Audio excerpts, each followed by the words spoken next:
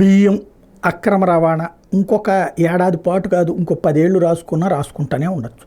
సాధారణ ప్రజలకి ఏమి స్పందిస్తారు, ఇది ఈ రోజు వరకు ఆలోచించట్లేదు. వాడు తినేసాడు, వీడు తినేసాడు, ఎస్ అందరూ తింటున్నారు, తిలా పాపం తలా పిడికెడు. స్టిల్ నౌ ఇప్పుడు కొత్తగా వెలుగులోకి వచ్చినటువంటి ఏంటంటే కొన్ని గోడౌన్స్, ఆ గోడౌన్స్లో అమ్మేసుకున్నారు. ఇవన్నీ ఇప్పుడు బయటపడుతున్నాయి. ఒక్కొక్కటి తీసుకెళ్ళండి, వాళ్ళందరినీ జైళ్ళలో పెట్టేయండి.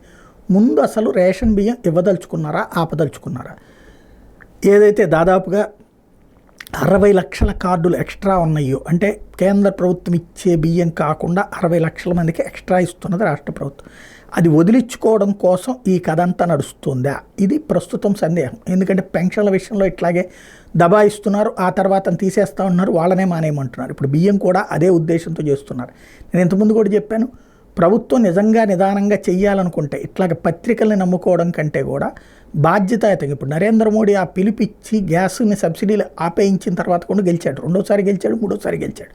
కాబట్టి మనం బాధ్యతాయుతంగా చంద్రబాబు గారు, పవన్ కళ్యాణ్ గారు కలిసి, ఏమా మీరు బియ్యం తీసుకోకపోతే తీసుకోవద్దు, వద్దని చెప్పేయండి, మీకు వేరే పథకాలు ఏమీ ఆగిపోవు అని ఒక్క పిలుపునిస్తే కనుక దాదాపు 50-60 లక్షలు వాళ్ళంతటి వాళ్ళు స్వచ్ఛందంగా వదులుకునేటటువంటి అవకాశం ఉంటుంది. దానికి బదులు డబ్బులు ఇచ్చేటట్టయితే ఇంకో 40 లక్షల మంది వదులుకుంటారు. ఆ రూట్లో ఆలోచించకుండా రోజు పుంకాను కథనాలతో చేయడం వల్ల ఒరిగేదేమీ లేదు.